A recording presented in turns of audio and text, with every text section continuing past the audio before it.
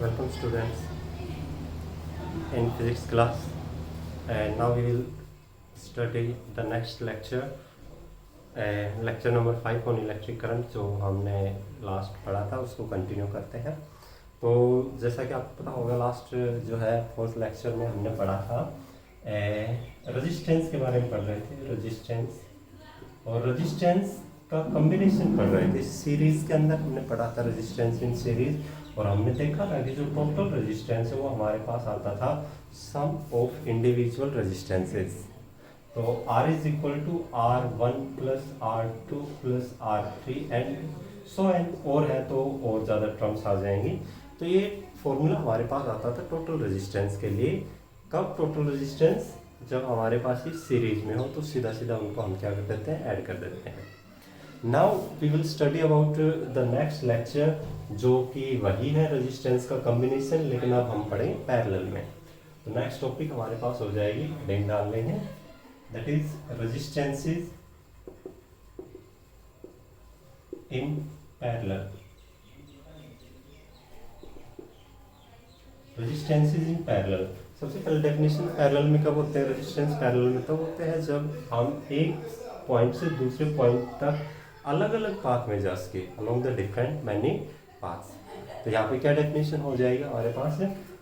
To और more resistances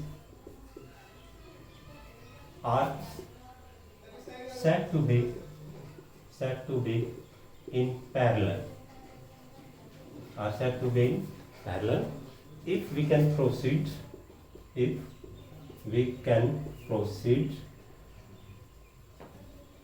from one point to another point along many different paths। अगर हमारे पास बहुत सारे पाथ हो एक पॉइंट से दूसरे पॉइंट तक, तो पैरेलल में कहे जाते हैं, समानांतर हिंदी में। डेफिनेशन सेम है, सिर्फ लास्ट एक वर्डिंग का डिफरेंस है। उसमें हमने लिखा था if you can proceed along a single path, और इसमें लिख रहे हैं along the many different paths. तो मान लेते हैं लेट R1 पहला resistance, comma R2 and R3 are in parallel. Figure बना लेते हैं। देखिए मेरे पास एक तो ये रेजिस्टेंस, एक ये रेजिस्टेंस, एक ये resistance.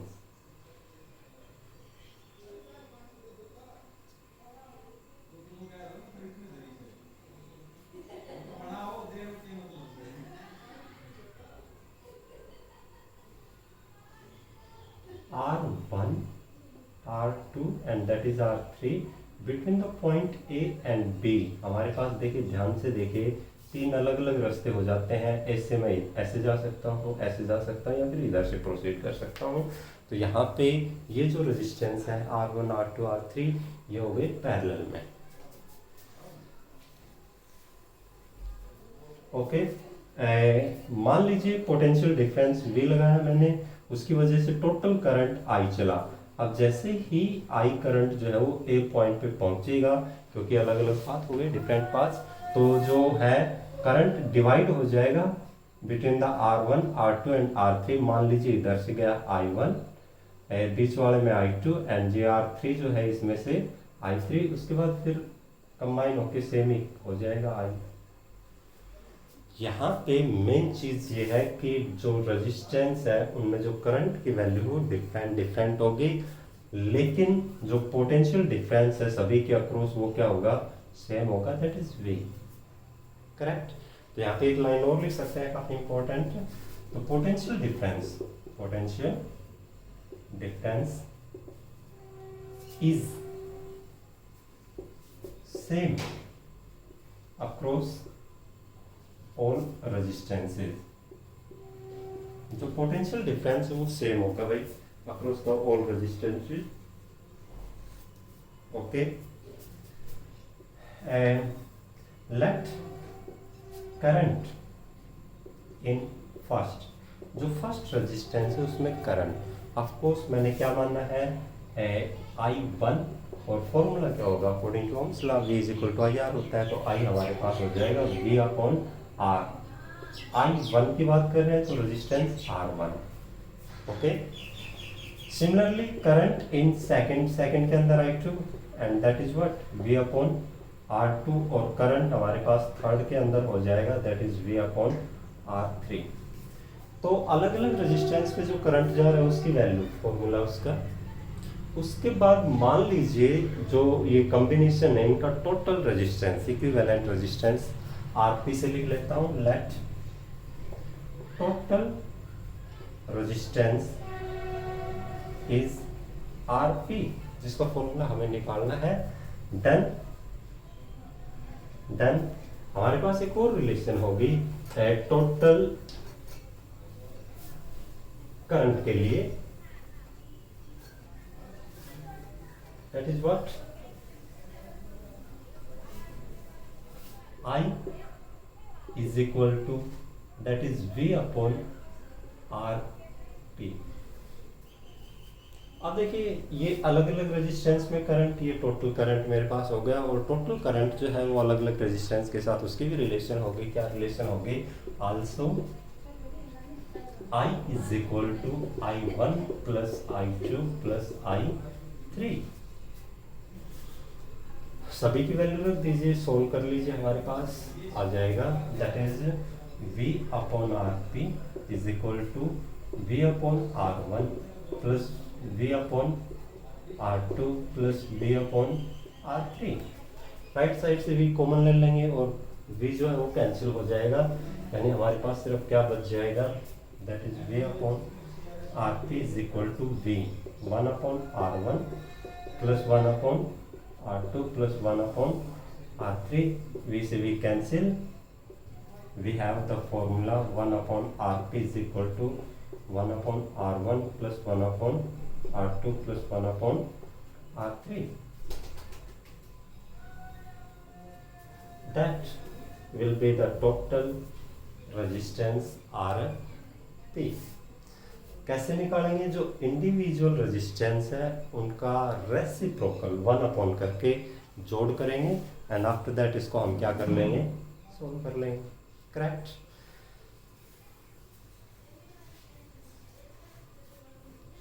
Let us see here hence reciprocal of equivalent resistance is equal to sum of reciprocals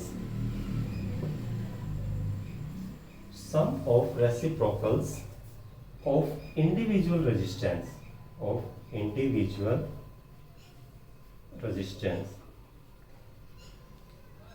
अलग अलग जो रेजिस्टेंस है उनका जोड़ होगा, ठीक है। रेसिप्रोकल करके ऐड कर देंगे and that will be the value 1 upon RP. RP की वैल्यू क्या आएगी? यहाँ पे जो आएगा उसको फिर एक बार और उल्टा कर देंगे, क्रॉस मल्टीप्लाई, तो हमारे पास किसकी वैल्यू आ जाएगी? आरपी की। आए तो समझ में ये resistance in parallel. Let us take an example. मान लीजिए ये मेरे पास 10 ओम है, ये भी 10 ओम है और ये भी क्या है 10 ओम है, 10 ओम तीनों रेजिस्टेंस। तो टोटल क्या हो जाएगा? देखिए कैसे निकालेंगे, 1 अपॉन आरपी, ये भी 10, ये भी 10, ये भी 10, that is 1 upon 10 plus 1 upon 10 plus 1 upon 10। LCM लेके सोल्व कर लेंगे, ये तो इजी सा है। अगर कोई डिफरेंट वैल्यू हो तो आफ्टर दैट एलसीएम लेके उसको सोल्व कर सकते हैं, मैथमेटिकल हो जाएगा मेरे पास। ये आ जाएगा 3/10। What will that is the value 1 upon RP. तो आरपी की वैल्यू क्या आ जाएगी? इसका उल्टा कर दिया, उसका भी उल्टा करेंगे, that is what 10 upon 3 ohm. That will be the answer. Correct? अगर ये तीनों रेजिस्टेंस 10 ओम के हो तो टोटल इनका क्या होगा 10 अपॉन 3। करेक्ट? ओके, यहाँ से एक चीज याद रखना भाई, जब पैरेलल में हम जोड़ेंगे तो जो टोटल रेजिस्टेंस आएगा, जैसे इस न्यूमेरिकल में हम देख रहे हैं कि जो टोटल रेजिस्टेंस आ रहे हैं वो इंडिविजुअल रेजिस्टेंस से कम होगा। नोट इट, यानी पैरेलल में जब भी हम रेजिस्टेंस को जोड़ते हैं तो एक्चुअल में जो टोटल रेजिस्टेंस है उसकी वैल्यू रिड्यूस हो जाती है, कम हो जाता है रेजिस्टेंस। करेक्ट। ये तो 10 था और ये कितना आ रहा है 3.33 ओम, काफ़ी कम हो जाएगा। तो जो टोटल रेजिस्टेंस आएगा वो numerically less than the individual resistances. Okay students, तो ये था टॉपिक हमारे पास resistance in parallel. Next topic देखिए तो अब हमारे पास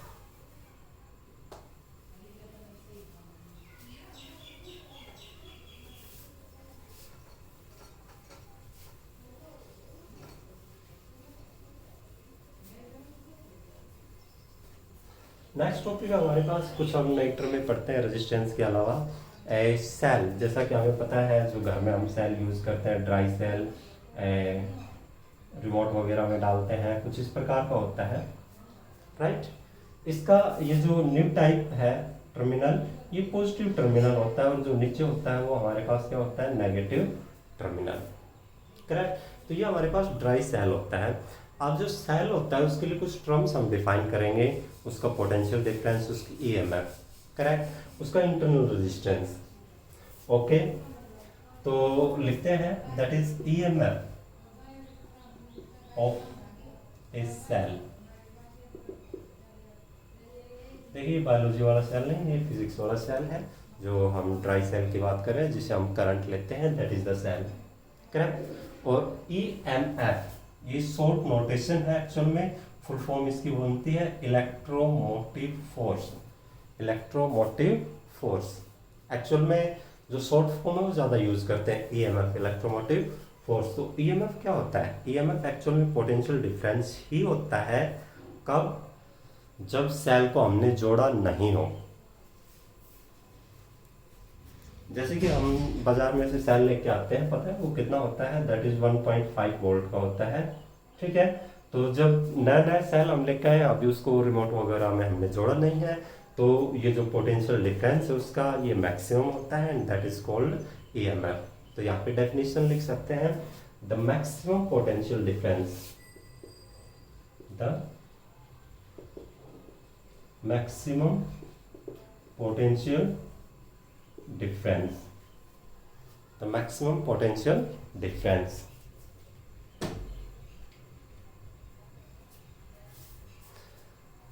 the maximum potential difference between the electrodes, electrodes बोल सकते हैं, टर्मिनल्स बोल सकते हैं। तो maximum potential difference between the electrodes of a cell when cell is in open circuit is called EMF of cell. The maximum potential difference between the electrodes of a cell, maximum potential difference, और कब होगा maximum, when cell is in open circuit, जब cell open circuit में है उस समय जो potential difference होता है वो पोटेंशियल डिफरेंस जो है that is called EMF. Okay students, तो एक प्रकार से देखिए ओपन सर्किट मतलब अभी सेल को सर्किट में जोड़ा नहीं है, उससे करंट हमने ड्रा नहीं किया है। एक लाइन और लिख सकते हैं, that is no current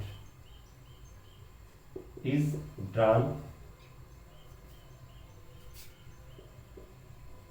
from the cell, cell से कोई करंट नहीं लिया है। ओपन सर्किट में होने का मतलब अभी सेल से कोई करंट हमने नहीं लिया है, तो ये होती है भाई ईएमएफ, करेक्ट। इसको हम कैपिटल ई से रिप्रेजेंट कर सकते हैं, ईएमएफ।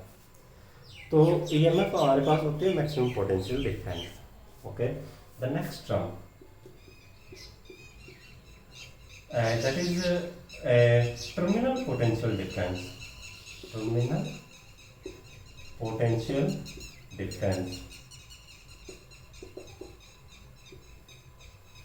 जो टर्मिनल पोटेंशियल डिफरेंस है वो एक्चुअल में पोटेंशियल डिफरेंस ही होता है, लेकिन कब, जब सेल को हम जोड़ चुके होते हैं, यानी वो सर्किट में हो, उसकी वैल्यू जो है वो थोड़ी कम हो जाती है। करेक्ट। ऑफकोर्स मार्केट से लेके आए 1.5 वोल्ट का, अगर उसको महीने 2 महीने हम यूज़ कर लेंगे तो 1.5 वोल्ट नहीं बचेगा, कम हो जाएगी उसकी potential, and now that is called terminal potential difference, और इसको हम डी से लिख सकते हैं। तो इसकी डेफिनेशन भी हम लिख लेंगे।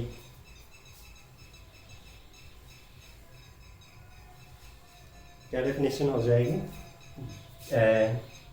Potential difference, the potential difference between the electrodes, between the electrodes of a cell when cell is in closed circuit, closed circuit।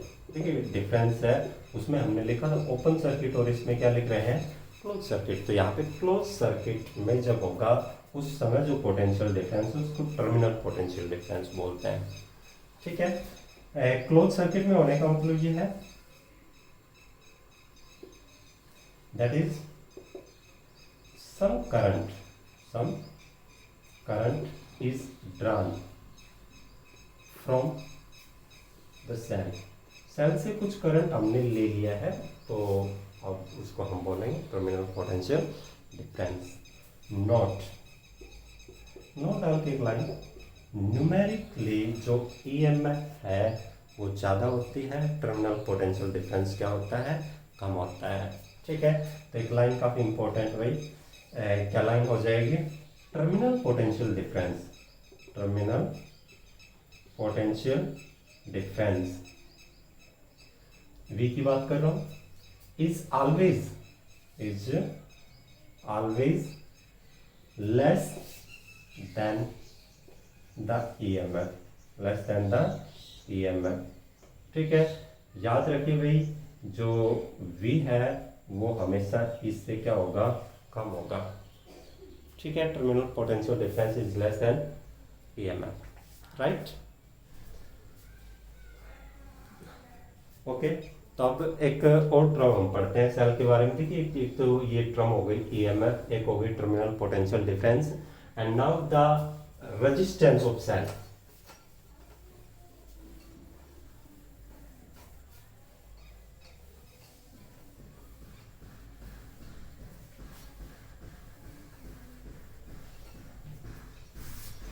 Resistance, पूरा नाम इंटरनल रेजिस्टेंस। तो internal resistance of a cell, small r से लिख सकते हैं। देखिए cell का काम है करंट देना, करंट जो हम लेंगे सेल से लेते हैं। अब जो सेल है ना, हालांकि करंट दे रहा है लेकिन वो खुद भी कुछ थोड़ा बहुत रेजिस्टेंस अपनी तरफ से भी लगाएगा, and that is called internal resistance. Current भी सेल की वजह से है और सेल खुद उस करंट को थोड़ा सा रोकना चाहेगा, उसका खुद का एक रेजिस्टेंस है, दैट इज इंटरनल रेजिस्टेंस। ठीक है। तो डेफिनेशन लिख लेंगे, द रेजिस्टेंस